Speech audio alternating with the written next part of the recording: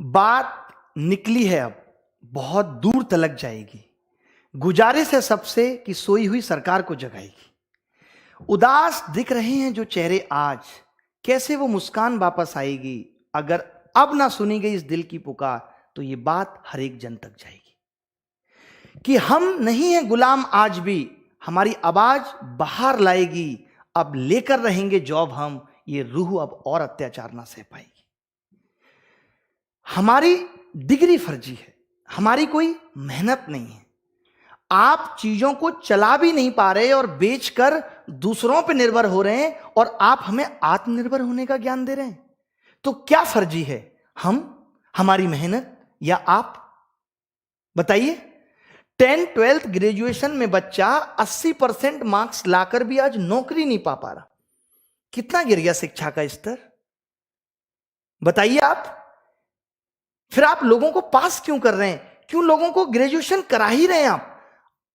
8वीं के बाद ही कह दीजिए कुछ कर लीजिए। देश की परीक्षा आज 8 चरणों में हो गई है। प्री, मेंस, इंटरव्यू, धरना, lathicharge, high court, supreme court, CBI जांच। पढ़ेगा युवा या लड़ेगा युवा? और जान बची तो नौकरी करेगा युवा। करे तो करे क्या? यह कैंपेन स्टूडेंट्स के अधिकार के लिए है। क्यों है? जहां लोग पीएचडी, पोस्ट ग्रेजुएट, ग्रेजुएट होकर भी पियोन का फॉर्म भर रहे हैं। आपने देखा होगा यूपी में 70 वैकेंसी गिनती की पियोन की थी, जहां हजारों पीएचडी करके 50,000 ग्रेजुएशन, पोस्ट ग्रेजुएशन वाले बंदे उस नौकरी के लिए आवेदन कर रहे हैं। इससे बुरी दशा, इससे ज्यादा देश की दुर्गति और क्या हो सकती है? युवाओं की कहानी है जो सरकार को सुनानी है। चुप रहने वालों की चुप्पी भी तुड़वानी है। अब सिर्फ मीडिया में सिर्फ आना नहीं है काफी, मीडिया में छाना होगा काफी। अब सिर्फ आने से काम नहीं चलेगा कि मीडिया ने 2 मिनट का शो हमारा करके दिखा दिया और बस बात बन गई। नहीं, छाना पड़ेगा। हर वक्त मीडिया को यह याद दिलाना पड़ेगा कि रोजगार पे बात करो। किसी भी एग्जाम के प्रोसेस 3 साल से पहले खत्म नहीं हो रहा, वैकेंसी लगातार घट रही हैं। तरह तरह के नियम लागू करके सरकार यह दिमाग लगा रही है कि कैसे नौकरियों को टाला जाए, कैसे युवाओं को निकाला जाए। अब जरूरत है गवर्नमेंट प्रोसेस में, गवर्नमेंट जॉब प्रोसेस में रिफॉर्म की। हम किसी पार्टी के अगेंस्ट नहीं है, हम किसी बंदे के अगेंस्ट नहीं है, हम सरकार के अगेंस्ट नहीं है, हम अनएम्प्लॉयमेंट के अगेंस्ट हैं, हम बेरोजगारी के अगेंस्ट हैं। आज आपने देखा होगा एग्रीकल्चर का एग्जाम का हुआ, वहां घोटाला। आरआरबी एनटीपीसी का एग्जाम हो रहा है, उसके लीक होने की वीडियो वायरल हो रही है। आपको मालूम है ऐसा क्यों हो रहा है? क्यों लोग इतना मजबूर हो रहे हैं कि वो ये सोच रहे हैं कि कैसे भी पैसा देकर के, नकल करके नौकरी मिल जाए? क्यों ऐसा हो रहा है, आपने सोचा? इससे हम क्राइम को बढ़ावा दे रहे हैं। क्यों? क्योंकि अगर लोग सही तरीके से नौकरी नहीं पाएंगे, उनको यह मालूम चल जाएगा कि पढ़ के भी नौकरी नहीं मिल रही, तो फिर यही होगा। पहले इतनी नकल और इतने घोटाले नहीं होते थे, इतना लोग पैसा देके नौकरी के पीछे पागल नहीं रहते थे। जो चीज जब मिलना बंद हो जाती है तो उसी को कहते हैं कि अब ये ब्लैक में मिलेगी। वही हाल नौकरियों का हो गया है कि वैकेंसी इतनी घट गई है कि जो रह गई है वो भी अब ब्लैक में मिलेगी, नॉर्मली नहीं मिलेगी। लोग मोदी जी के खिलाफ बोलने में आज इसलिए डर रहे हैं। मेरे आज तक पे इंटरव्यू हुआ, मुझे नहीं पता अभी तक वो ऑन एयर हुआ है नहीं हुआ। हर आदमी यही कहता है, आपको डर नहीं लगता? मैंने कई बार ये बात पहले भी कही है कि किसी के भी जाने का दुख तब है जब आने की खुशी बहुत ज्यादा मनाई गई थी। आज हम डर इसलिए रहे क्योंकि मोदी जी को लाने के लिए हम पागल हो गए थे। हमने इतनी तारीफ कर दी थी, हमने इन द सेंस मीडिया ने, सबने इतनी तारीफ कर दी थी। स्विस बैंक का काला धन आएगा, 15 लाख रुपए मिलेंगे, अच्छे दिन आएंगे, गुजरात मॉडल, 2 करोड़ रोजगार, सस्ता पेट्रोल, सस्ती गैस, सबका साथ, सबका विकास, मोदी है तो मुमकिन है। अब की बार मोदी सरकार, हर जन की है यही पुकार, घर घर होगी मोदी सरकार। अब वही लोग किस मुंह से कहें कि मोदी जी गलत कर रहे हैं? इनकी स्थिति वो है जब एक लड़का अपने घर अपनी गर्लफ्रेंड के बारे में बता देता है कि मुझे इससे शादी करनी है, और 2 साल बाद जब उसके रिश्ते अनबन होने लगते हैं तो वो डरता है कि अब घर ये कैसे बताए कि इससे नहीं निभ रही। पहले तो ये बड़ा पागल था उसके लिए। यही सेम स्थिति उन लोगों की है। वरना एक बात बताइए, मैं आज वीडियो बना रहा हूं, आप देखते हैं वीडियो के नीचे 2-2 लाख लोग सिर्फ लाइक करके और 2,000-2,500 मुश्किल से डिसलाइक कर रहे हैं। वजह क्या है? क्योंकि ये बात हर एक को छू रही है। आज हर कोई मोदी जी की बुराई करने से डर रहा है, मोदी जी की खराब बातों को बताने से डर रहा है। क्यों?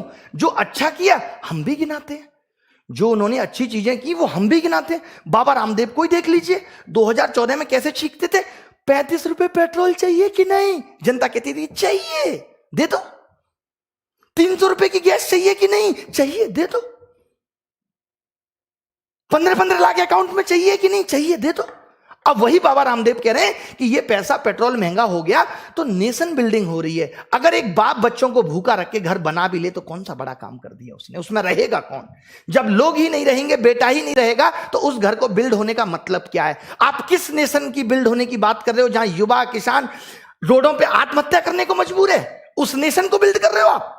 कमाल का नेशन बिल्ड कर रहे हो, करते रह जाना। ये नेशन हमसे बना था, हम जैसे लोगों से ये नेशन बना था, और हमें मार के तुम जाने कौन से नेशन बिल्ड करने की बात कर रहे हो। बना लेना अपना अलग आइलैंड, तुम रहना, अमित शाह जी रहेंगे और 2-4 को रख लेना। पार्टी के अंदर भी कोई बोलने को तैयार नहीं है।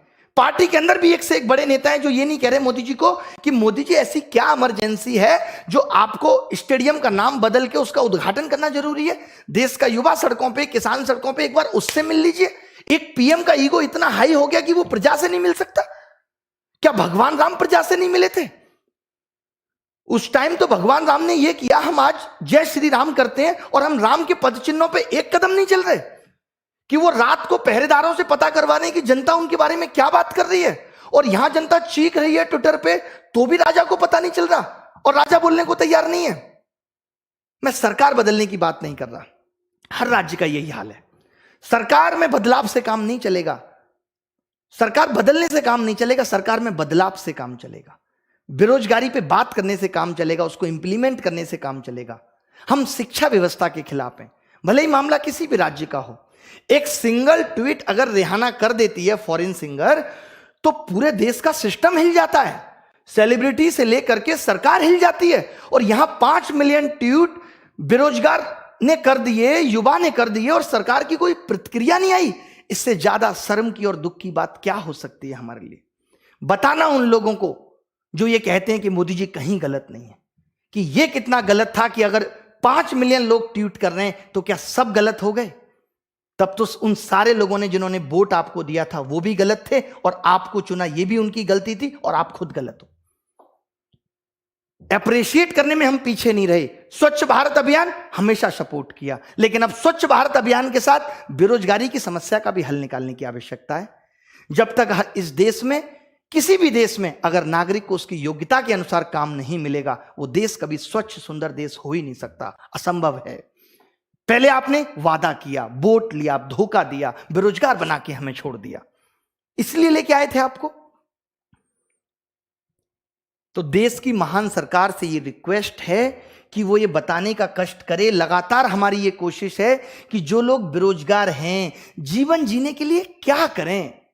मां बाप आज अपने बच्चे को पढ़ाने से डर रहे हैं कि कहीं पढ़ लिख के भी मेरा लड़का बेरोजगार ना रह जाए, इससे अच्छा है कोई धंधा कर ले।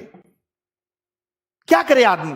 आज 30 साल का युवा अपनी आंखों के सामने अपने माँ बाप को बूढ़ा होता हुआ देख रहा है, बुढ़ापे में बीमारियों से गुजरते हुए भी देख रहा है, तड़पते हुए देख रहा है।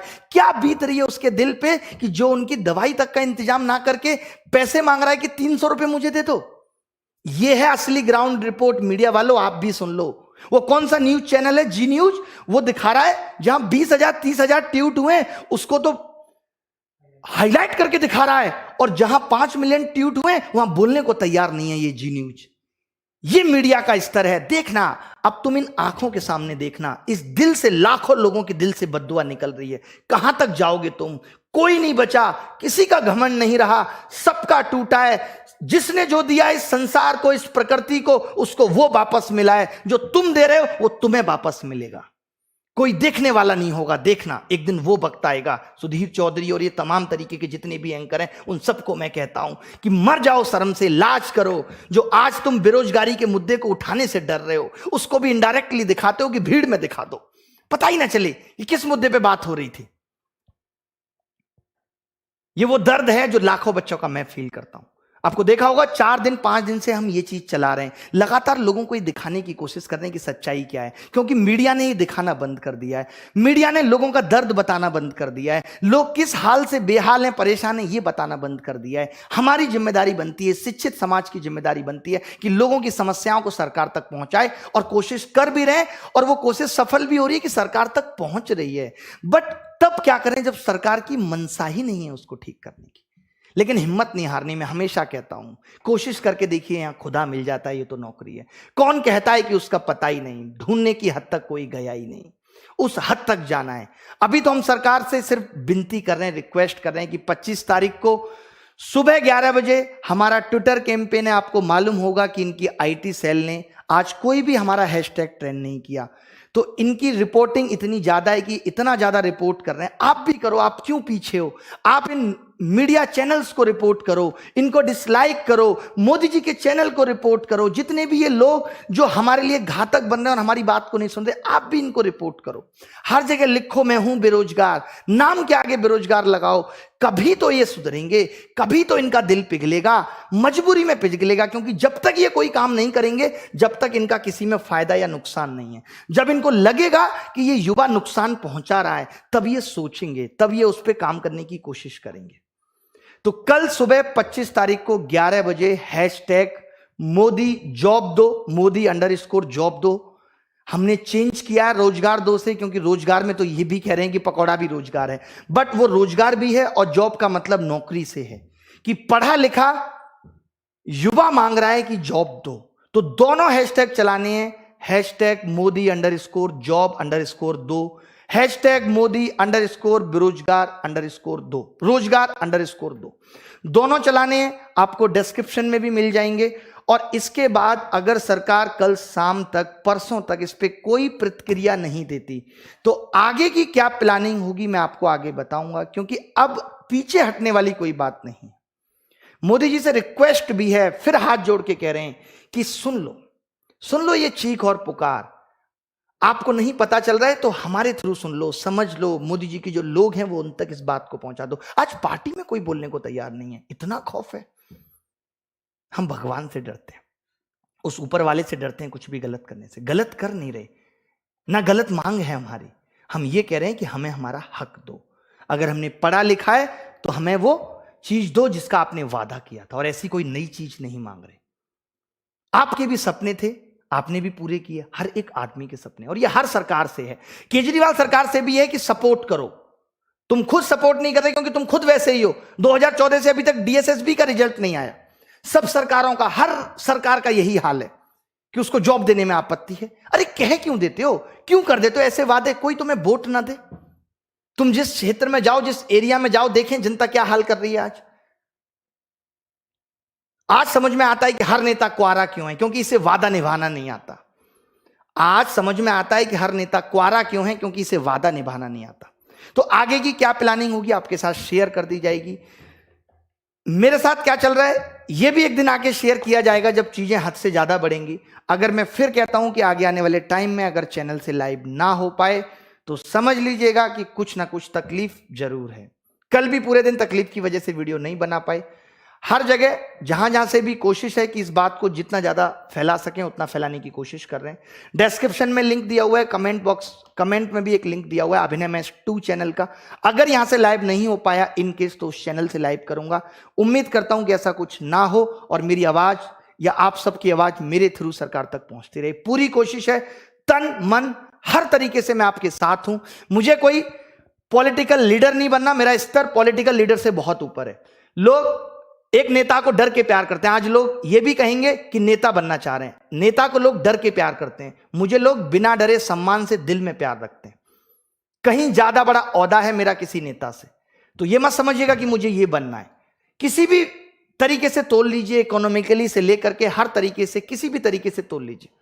बस मेरा सुकून, मेरी सेटिस्फेक्शन इसी में है कि मैं ये चाहता हूं कि अगर मैं पढ़ा रहा हूं, आप खुद भी अगर एक दुकानदार होते तो ये समझ पाते कि जो इंसान आपके यहां से सब्जी लेके जा रहा है वो कभी बीमार ना पड़े, उसका जीवन अच्छा चलता रहे। जो लोग हमसे शिक्षा लेके जा रहे हैं, जिन लोगों को हम पढ़ा रहे हैं, टाइम जो अपना कीमती वो हमें दे रहे हैं, उसके बाद अगर उन्हें रोजगार ना मिले और जो रोजगार है भी वो भी गलत तरीके से गलत हाथों में चला जाए, तो इससे बड़ी बात हमारे लिए नहीं हो सकती अगर हम नहीं उठ के खड़े होते। मेरी सारी शिक्षक बंधुओं से भी ये रिक्वेस्ट है और आप स्टूडेंट से भी है कि अपने अपने टीचर को बोलो जो बिना मन से सपोर्ट कर रहे हैं।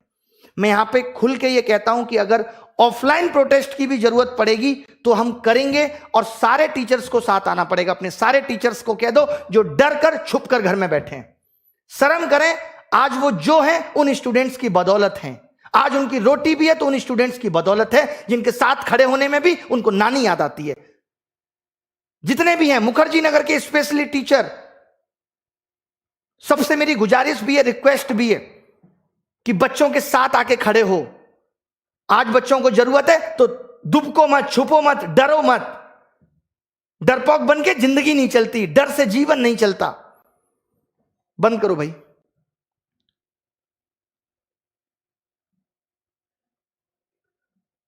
ठीक है, मैंने ट्विटर के लिए बोल ही दिया, ट्विटर कैंपेन के लिए हैशटैग दे दिया, सब कुछ ठीक है।